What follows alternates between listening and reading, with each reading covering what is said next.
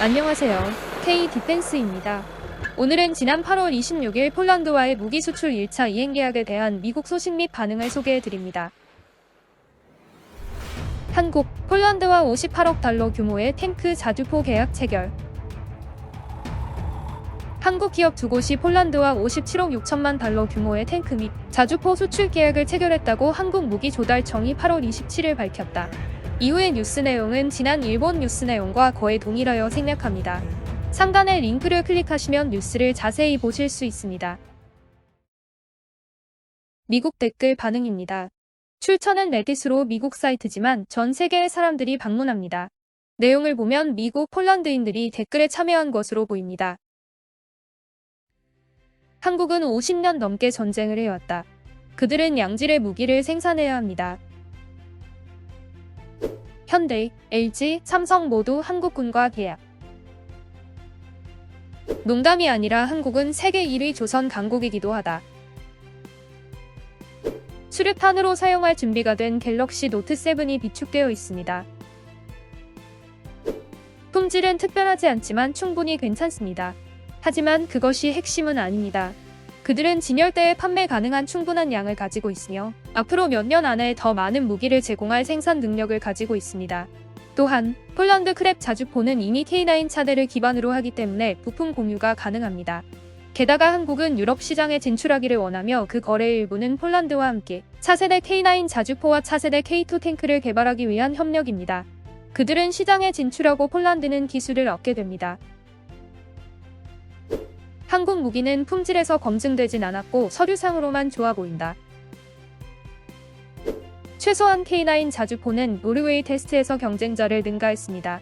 추운 지역에서 테스트되었으며 최소한 추운 지역에서 K9은 최고의 자주포입니다. 폴란드는 GDP의 5%를 국방비로 지출할 때까지 군사력을 증강하고 있습니다. 참고로 2021년 미국은 GDP의 3.3%를 국방비로 지출했습니다. 폴란드는 전투 효율성 측면에서 프랑스와 경쟁할 수도 있습니다. 폴란드는 이라크와 아프가니스탄에 파병했으며 심지어 점령 지역에서 리드했습니다. 1위가 아니어도 강한 2위는 될 수 있습니다. 폴란드는 지형이 상대적으로 평평하여 대규모 기갑 공격에 좋다. 폴란드가 유럽에서 가장 큰 육군이 되어야 하는 이유는 러시아와 전쟁이 발발할 경우 러시아 공군과 해군이 유럽으로 밀려올 동안 폴란드가 지상 경계선이 되어 막아주어야 하기 때문입니다. 폴란드 사람으로서 말하자면 폴란드가 가장 큰 육군이 되는 일은 일어나지 않을 겁니다. 폴란드의 5% GDP는 순식간에 사라지고 낭비될 것입니다. 러시아에 대해 증오심을 가진 우리 폴란드 정부는 시나리오를 정확하게 따르고 있습니다. 언론, 선전활동 그리고 지금은 무기 투자를 빙자한 납세자의 돈을 강탈하고 있습니다. 그동안 우리 폴란드의 의료는 엉망이 되었고 학교는 뒤처지게 되었습니다. 이것은 연막 작전입니다.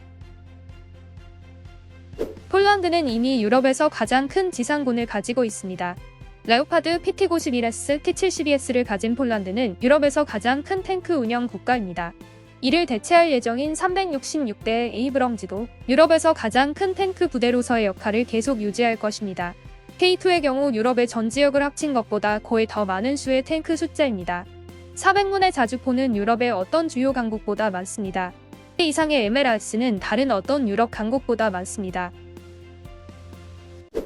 지금까지 유럽에서 가장 강력한 지상군인 폴란드가 향후 무기 구매 시 절반만 도와주어도 폴란드는 그 주도권을 넓힐 수 있습니다.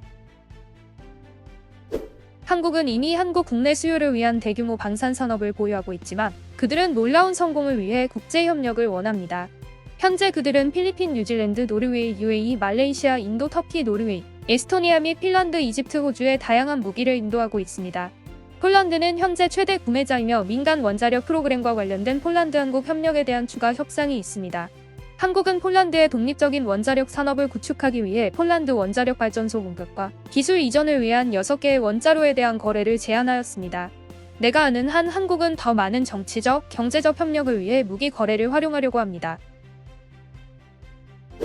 폴란드, 한국 둘 다 모두 좋아. 나토가 아시아로 확장될 필요가 있어. 먼저 한국과 일본이 참여하고 그리고 거기서부터 넓히는 거지. 우리 미국은 러시아를 상자에 가둔 것처럼 중국을 그렇게 할 필요가 있어. 그러면 나토의 약자를 바꾸어야 한다. 군의 목록이 좋네요. 폴란드는 이미 500대의 폴란드 탱크를 우크라이나로 선적했고 K2로 교체되는 것이 매우 흥미롭네요.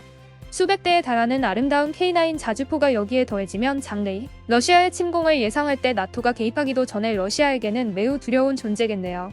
K2는 현재 지구상에서 최고의 탱크로 간주됩니다. K2는 1970년대에 녹슨 T-72가 아닙니다.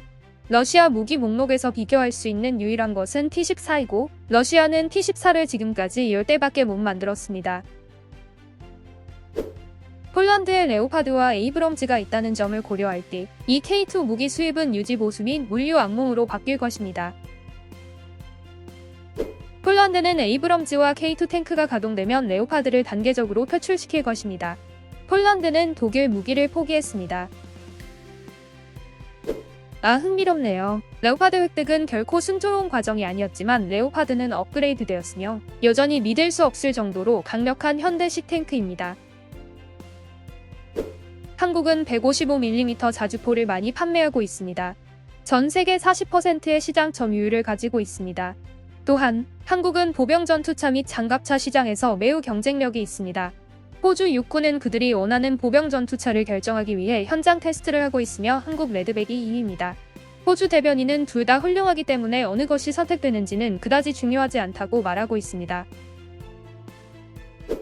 폴란드인으로서 폴란드 언론을 통해 레드백을 알고 있지만 폴란드에는 레드백과 매우 다른 역할을 하는 자체 보병 전투차가 있습니다. 폴란드 자체 보병 전투차는 상당히 가벼우며 경무장되어 있고 도하 기능을 가지고 있습니다. 또한 폴란드는 한국의 다연장 로켓 K-39 천무를 검토 중입니다. 폴란드는 미국의 하이마스 500대를 확보하려고 계획 중이지만 미국이 최근 미 육군의 하이마스 숫자를 늘리려 하기 때문에 미국이 폴란드에 대해 충분히 공급하지 못할 수 있습니다. 이 경우 폴란드는 하이마스 대신 K-39 천무를 확보하려고 합니다. 물론 물류 문제가 걱정되지만 한국 무기가 미국 무기를 기반으로 하기 때문에 걱정이 없습니다. 미국 무기 제조사들이 생산 라인을 다양하게 유지했다면 폴란드 정부가 한국 무기 제조사를 선택하지 않았을 수도 있었습니다. 미국 무기 제조사들은 첨단 무기를 조립할 반도체를 충분히 확보할 수 없었고 이외의 많은 국가들이 오랜 시간 동안 차례를 기다려야 했습니다. 반면 한국의 무기 제조사들은 대규모 제조 시스템을 구축했고 반도체도 충분했습니다. 그래서 폴란드는 국경 방어를 위한 더 많은 무기 배치가 필요하기 때문에 한국을 선택했습니다. 하지만 대부분의 미국 무기 공급 업체는 이후 국가에서 많은 주문을 받았기 때문에 걱정하지는 않습니다. 구매자는 많은 반면 공급자는 상대적으로 드물고 이것은 푸틴 정권이 만든 상황입니다. 아이러니하게도 푸틴은 갑자기 민주주의 국가의 무기 제조 업체 영업 담당자가 되었습니다.